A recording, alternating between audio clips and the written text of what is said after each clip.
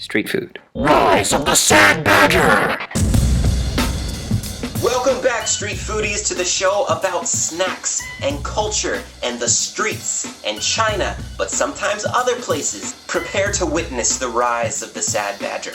Now, if you've been keeping up with the season, you know this happened. I recently suffered a tragic hard drive crash. It's a long story. Hashtag Sad Badger. I lost a lot of footage of food trucks, but some of the trucks were so good that I went back again with my camera to video them again. Because if you're in America and you're talking about street food, you're talking about food trucks, and there's a whole culture that goes along with that, and I'm into it. This latter half of season 7 is going to focus on food trucks and food festivals. Now, I'm still going to be talking about culture, and I'm still going to be bringing the recipes. I know a lot of you show up on Fridays for the Chinese angle, and there's more China down the road, okay? But right now, we're going to delve into some pockets of America. We're going to see what they got in there. Maybe we're going to pick those pockets and taste the sweet, sweet bounty of the streets. And we're going to start with Gastro Fest. Talking about the Gastro Fest. Supposed to get rained out? No. Rain went south. That means it's happening. I read about this event in the paper. It seems like big cities like Jacksonville, big-ish cities, have festivals like this every weekend. Shrimp festival, crab festival. A lot of things revolve around seafood in Florida. There's craft festivals,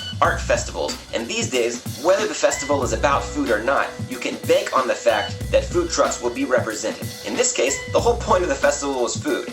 A lot of the culinary experts in Jacksonville came out to downtown Hemming Park for this annual food expo. So new parking might be an issue. What happened? Prime spot opens up. Prime spot. Meter's about, I gotta go put money in the meter. I think the Badger might have a little bit of a grin. Now this year it was cash only, and all of the vendors were asked to provide $1, $3, and $5 options for people to sample. So I grabbed my stack of bills, tried to put money in the meter, and it's not enforced. Free parking. Yet another good sign. I don't want to talk into this camera like some kind of an idiot while I'm walking around in public, so I'm going to fill you in later. Gastro Fest is a family event. That means there will be stuff for kids and dogs. Now, I know that children are more valuable than dogs, but some Americans do not know this. There's a lot of dogs and dog people at these things. Hemming Park is downtown on the corner of Laura and Monroe, and the place was packed with tents. There's a lot of booths around the Confederate Memorial.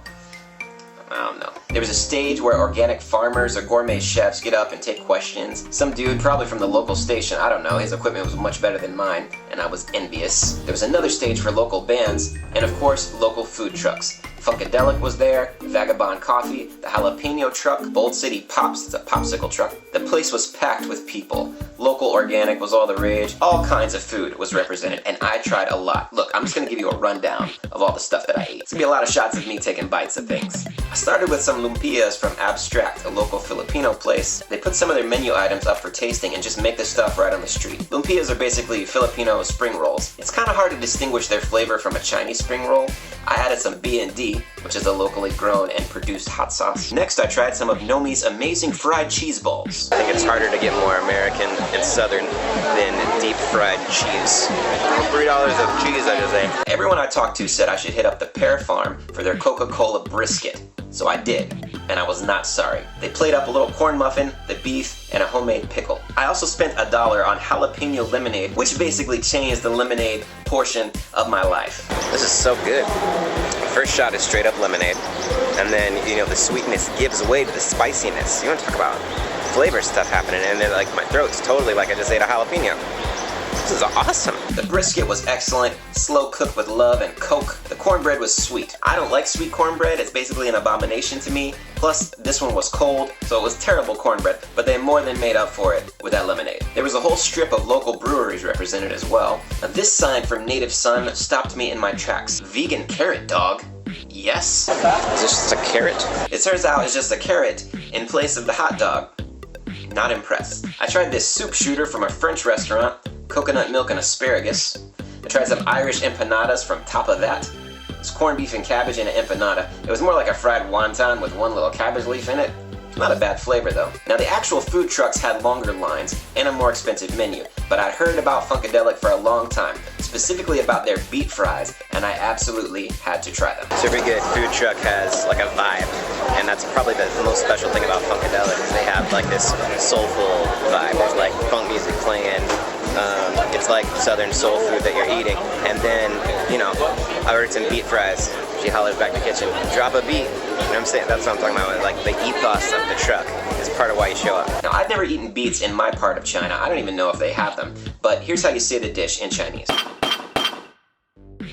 These are basically home fries, but instead of potatoes, they use beets. Beets are good. They come with green onion and funk sauce. It's kind of like honey mustard. This was easily my favorite thing at Gastro Fest. Oh, that's hot. Now I want to show you one more truck that hangs out at Hemming Park on a regular basis. I've driven all the way downtown just to visit Vagabond Coffee. They've got this sweet little pop-up trailer. Actually, they were so successful in the coffee truck business that they opened a brick and mortar shop too, but there's something nice about getting fancy coffee from a trailer in the park. Now Vagabond serves craft coffee, which means single origin.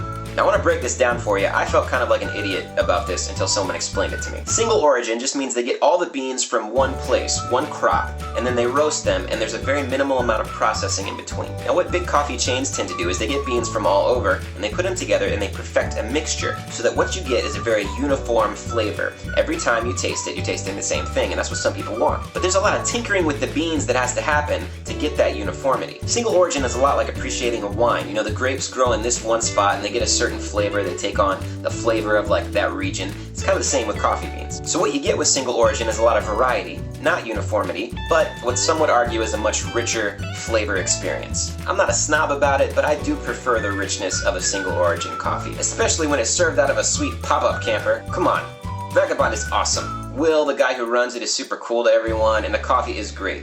I like the cortado or the shorty, which is a cortado that's sweetened with agave. Look, if you want to expand your culinary palate, then Gastro Fest is perfect because they've got everything from fried cheese balls and barbecue to fancy French cuisine. This kind of thing is my idea of a good time. It was well worth my stack of bills. Next week, the Happy Grilled Cheese and a Chinese recipe are coming at you. Until then, eat it on the street. Watch out for the parasites. Street food.